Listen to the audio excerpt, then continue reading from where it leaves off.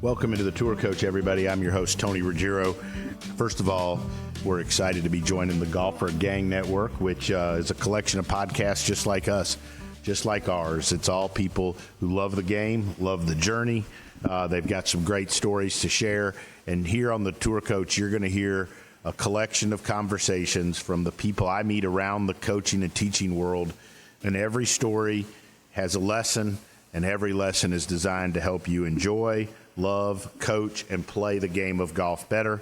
And we couldn't do that at all without the support of our sponsors, especially Mitch McConnell, Buick GMC. The folks there have been with me through it all from the very beginning, as well as Shrixon Cleveland Golf. It's been a hell of a run with those folks, coming up on almost 24, 25 years. You got Bushnell, Vineyard Vines, our newest sponsor, Epic Western. Their tequila drinks often fuel some of our late night podcasts. You need to go on epicwestern.com and just look at what they've got to offer. Order some in for yourself. But these next few Tour Coach podcasts are very special to me. I did this once before. In going through the old Dew Sweeper archives, my old friend and former producer of the Dew Sweepers, Ralph Carroll, dug up some of the old series and conversations that I used to have with my longtime mentor, Hank Johnson, who was a Golf Digest Top 50, Golf Magazine Top 100. He was a PGA Teacher of the Year, and in my estimation was one of the most brilliant people I ever was around. It's no secret we had a interesting relationship, crazy up and down, but he's so responsible for everything that I do today. And this next series of podcasts here is going to be taking these old conversations from the Dew Sweepers that I had with HJ on a series he did on power, and we are going to replay those. But first, before that, Wayne Flint, who both him and I came up under HJ, and then Jackson Koert, who just because he's come up under me, knows so much about HJ, has heard all these stories. Sit down and we take the old radio interviews and kind of discuss them and put them in more modern day times. So super excited to deliver these episodes called Power. The Power episodes with HJ, some insight into what he thought, how it's aged, how it can help your game, and how it's influenced us as teachers. And if you're a teacher or a player, this is well worth the listen. Once again, thanks to all our sponsors. Excited to be part of the Golfer Gang Network. Hope you enjoyed these next several podcasts. I'm excited to bring them to you. It brings back some nostalgia, but lots of good times coming up, trying to learn how to coach and teach this crazy game. So stay with me. It's an exciting episode. It's going to help all of you play better here on the Tour Coach. Welcome into the Tour Coach, everybody. Once again, this is the second part of a series that we kicked off in the last episode where our good friend Ralph Carroll, who was my longtime producer of the Dew Sweepers and keeper of all Dew Sweeper things on his computer. He's got everything we ever recorded. It's unbelievable the shit he's got in there. But anyways, every show we ever did for 17 years, I think it was, or 14, 15 years. Anyways, found these old episodes, these old recordings that Hank Johnson, our longtime mentor, and I did with me on the radio show in this series. We did one several months back on Golf Simplified, where he simplified it down, and it was a huge hit. We had a lot of people comment on it. You remember old Tim Watts, Wayno? Yeah. Oh yeah. Yeah. Tim loved these things, right? He was there in the early days of these. So, but anyways, a lot of people comment on them. And then, so going back, I was Clint, our producer. We were talking about things, and I said, "Hey, man, everybody's like, let's pull another one of these series out. They're so good." And so we talked last time about how interesting it was, and Jackson, you had a great quote about how how simple it was, but yet, he found simple ways of explaining difficult things. And the first part of his series on power was about the pivot. And in the first part of this interview, he kind of recaps that.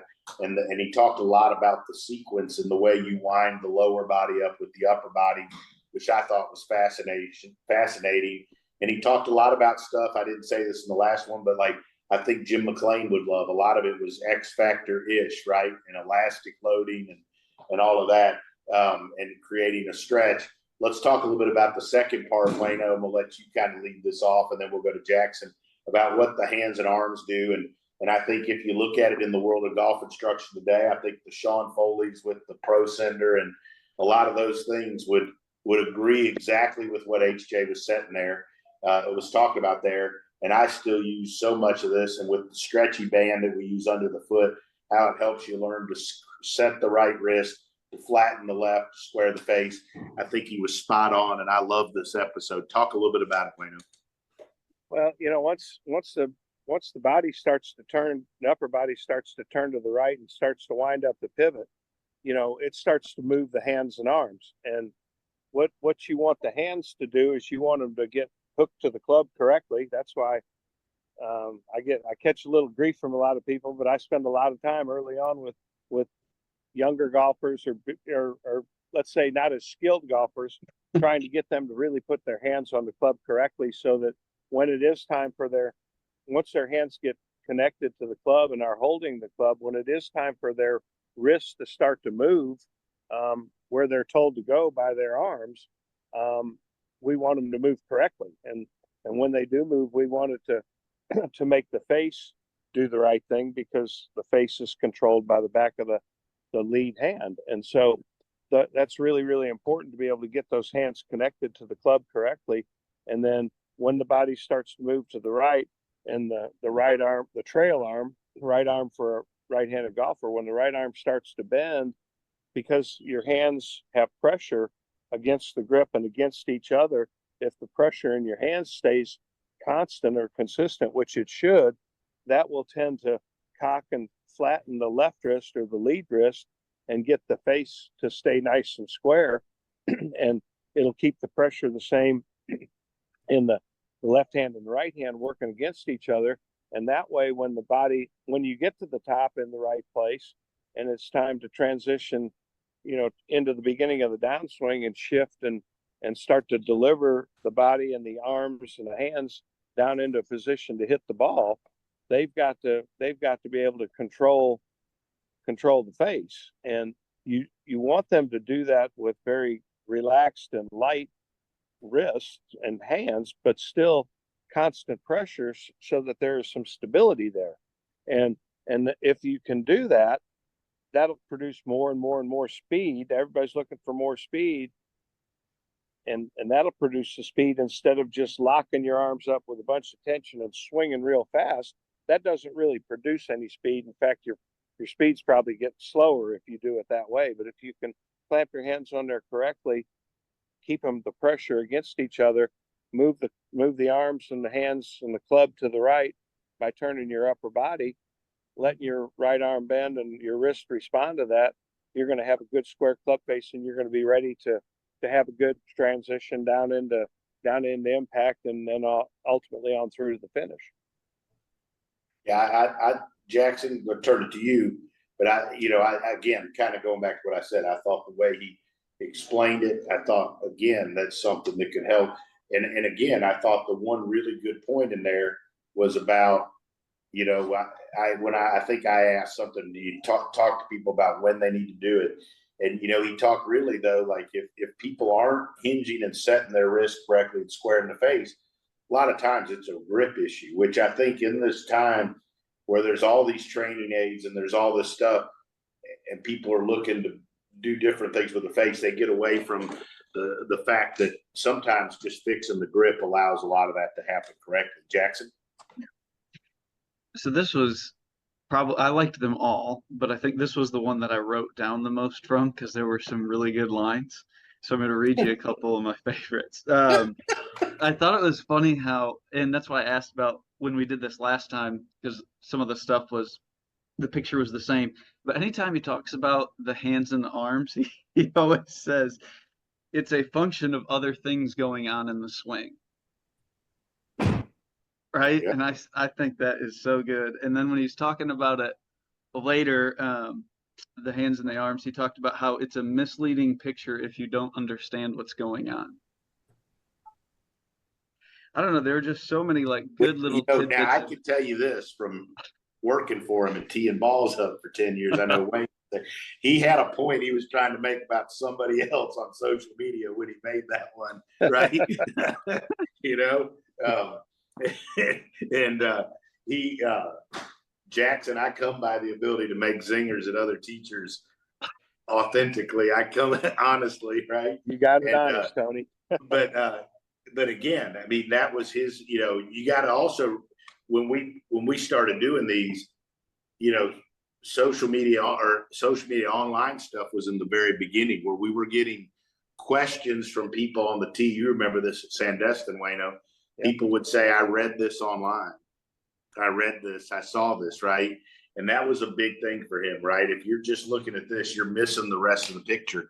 You know, his big thing was always that in teaching Wayne and I and us developing was like, we should be learning to fix the one thing that makes all that other stuff happen. And I think, don't you think, Wayno, that's where he was going with that? I do, Tony. I do think that. And, you know, I find myself, it's interesting going back and listening to some of his old stuff because, you know, I'm like, you know, and I went home today and I had to just run home for a quick errand before I went and taught another lesson and then do this with you guys.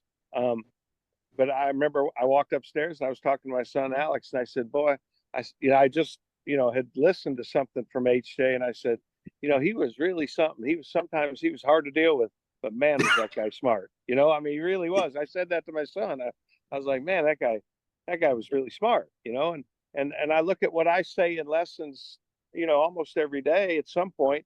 And I tell people all the time, if you can get your hands and wrists on there correctly, and you can get the pressure correct in your hands, and you can turn your body, you transfer your arms and power in your arms, and your arms kind of just go where they're told to go, and they tell your hands and wrists what to do. And that's the function of everything in the swing that Jackson's talking about. So, you know, he had a way of putting things out there, you know, very eloquently. He was a gifted speaker. There's no question about that. I mean, you and I saw him deliver a bunch of speeches, and he was world class at that. He really was. And he definitely had a way of putting things out there to get people to think. And, you know, that's why so many people have, you know, come out under his teaching tree and all been very successful, because he never would give us the answers. He would always give us something more to think about, that we would come back with him and we'd ultimately run into the answer somewhere down the line, thinking about more and more and more. So that, you know, that was part of his deal. And I mean, he was really good at it, obviously. And I still have times I'll be teaching and something hits me and I'm like, well, shit, that's what he meant. Yeah, you know, that's right. Right. You know, so anyways, guys, this has been fun. Everybody listening, the best part's coming up right now. You're going to listen to an old segment from me and Hank Johnson on the tee with Hank Johnson from the old Dew Sweeper days, from our radio days. It's fun to go back down memory lane and revisit these and also share some of the insight with you. We'll be back in the next episode as we tackle the sequence out of the top.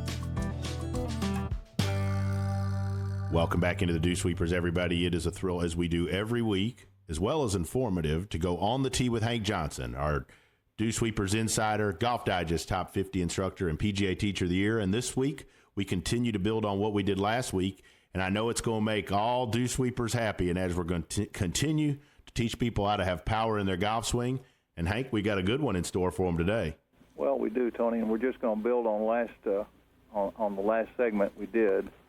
In the last segment, we talked about starting the swing from an athletic position so that you're ready to stabilize all the forces during the swing and making an effective wind-up with your body by winding the top of your body against the bottom of your body, your upper body against your legs, to create elastic loading and coil in the big muscle groups of your upper legs and hips and lower trunk. And this week we're going to add the role of the arms and hands to that preparation for the downswing. Well, I think it's good that we started where we did, because we had a lot of questions or comments actually that came in over the week that talked about, you know, they couldn't believe how important the setup and the posture was towards their power. So I think we helped enlighten some people, and hopefully we'll do the same here as we help show people what the role of the arms and hands are in the windup. Well, I think the thing to remember is that the arms and hands don't really create the power. They transfer the power that the pivot creates through the hands and wrists and into the club and eventually into the ball. So they're not power producers, they are power transfers. And that's a very important element of what we're trying to get across. Hank, don't you think of all the things maybe that we've ever said here on the Dew Sweepers? That's one thing that people that struggle with the game of golf really don't understand, is that they're always trying to add power and add hit with the hands. Well, when you look at a golf swing and, one of the tour players is hitting balls, it looks like what they're doing is waiting until the last minute and then swinging the club through the ball with their wrist. That's the way it appears. That's just not what's happening. They're not doing anything to swing the club. The club is being swung by forces that they create by rotating their body. So it's a very misleading picture if you don't understand what's really going on. Well, let's talk now about the hands, what the hands are and what they actually do. Well, if you just think of your hands as a pair of adjustable clamps that attach you to the club, they're at the end of your arms, and they each have a hinge just above them that lets the club swing. But basically, you place your hands on the club so that the club itself can swing freely, and so that the club face will strike the ball squarely without you having to control it or manipulate it. That's the purpose of the grip, or the placement of the hands on the club. Once again, it gets back to things, Hank, that we've talked about here for 3 years now on the Dew Sweepers and in segments with you, that if from the very beginning, if your grip and in the setup isn't correct, it really limits your ability to hit the ball squarely and consistently and straight. Hank, we've talked about the hands. Now let's talk about the wrists. I know as a teacher, I get it. I'm sure you do as well, and that is people want to know what the wrists are supposed to do, when they're supposed to hinge. So let's go ahead and educate them about the wrists and what they're supposed to do. Tony, ideally the wrists are just a pair of hinges that are actually very passive in terms of applying any force. They transfer the force that the pivot is creating and allow the club to swing, but in and of themselves, they don't have any power. And a lot of people, again, have a misconception that you're supposed to snap your wrist during the swing, and all that does is to cost you power. So they just allow the club to swing, and they have to be properly aligned at address to maximize the potential for accuracy and power so that the club gets back against the ball correctly. Now, the address position of these elements, to me, is so individual that it's very hard to describe in a general session like we're having, and it's best handled by a qualified teacher in an individual lesson. I agree, and for all you Dew Sweepers out there, know that all of this information is going to be up there on DewsweepersGolfShow.com. You can go back over Hank's notes here on the hands, the wrists, and the arms. Hank, when people talk about do they have enough wrist action in their golf swing, what's your answer to that when people ask what the wrists are supposed to do in the golf swing? Well, if a player is having to do anything consciously with his wrist, there's something else wrong. He either has a faulty grip or excessive grip pressure. There's something preventing the wrist from doing what they should do, because it should be a passive and almost an unconscious motion that they make. So I start looking for the reason that the wrist action is faulty, and usually it's either a bad grip or too much grip pressure, or a lack of understanding that they're supposed to operate on their own, and the player's trying to over-control them. When you see a player, Hank, we have questions that people say they're not sure when they're supposed to hinge the wrist going back. Hank, if they have a good grip, should it happen on their own? Well, it's a function of other things that are going on in the swing. Tony, if a right-handed player keeps their left arm extended, then somewhere in the backswing their right arm has to start to fold at the elbow. So that side of the triangle of their arms and the shoulders begins to get shorter. Now, when that happens, that actually cocks the wrist, because those angles are tied together. When your right elbow starts to bend, it cocks your left wrist. And when your right elbow starts to straighten, it uncocks your left wrist. So that your wrist cock is a result of when you start to load your right arm by bending it at the elbow in the backswing. And that's an individual thing, and it's mostly based on the flexibility of the player. Let's talk now, Hank, about the arms. I know you've got a great deal here on the website DewsweepersGolfShow.com about the arms and about how they're the lever system. So let's go ahead and talk about that, the role of the arms. Well, the lead arm, the left arm, for a right-handed player is the primary lever in the swing, and it's really kind of the heartbeat of the swing, and you're trying to create as much force with it in the forward swing as you can, but right now we're trying to get it back into the correct position so we can do that.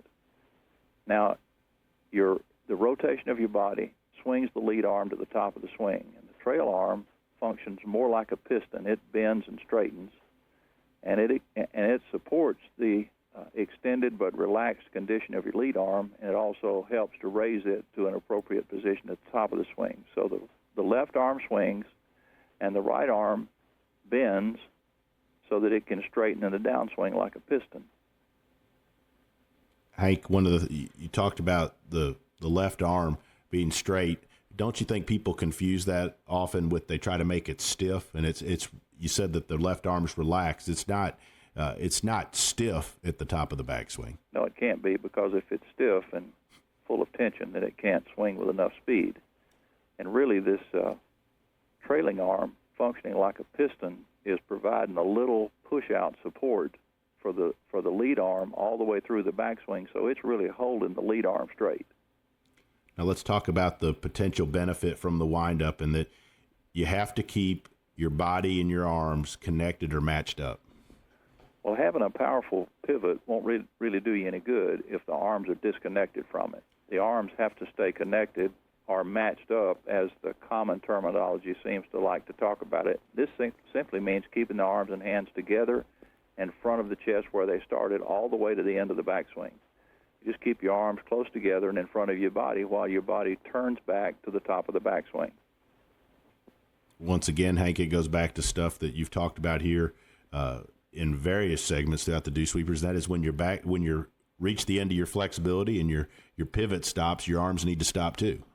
Yeah, I think the biggest pitfall, Tony, is people having a preconceived idea about how far back they ought to swing. And basically what you do is to turn back as far as you can without losing the support in your lower body, without letting it go. And you let your arms go back however far your pivot carries them. You don't try to swing them on back past where your pivot stops.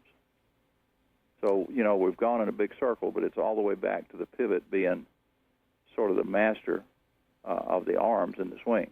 Now, to clear this up for everybody, if you let your arms run on past your pivot, do you cost yourself power by trying to get your arms all the way back to parallel? Well, you absolutely do, because then somewhere in the forward swing, the body's got to slow down for the arms to catch back up. And if your body turn is the power source, the last thing in the world you want to do is to slow it down. Well, Hank, I think we've helped some people out there today. In your second part of your series, we've handled the hands and the wrists and the arms and their role in the wind-up of the backswing. And next week we've got, I believe, on tap is a properly sequenced forward swing to help people hit it further. Tony, we do, and this stuff can sound confusing when you're listening to it, and that's the reason we put it on the website so people can go back through and read it. And in golf, understanding comes from doing, not from listening or even reading. So what we need for our listeners to do is to get out there and try this stuff so that they have some hands-on experience, and they need to communicate with us in terms of how they're doing and what they'd like to hear about in terms of trying to help them shoot lower scores.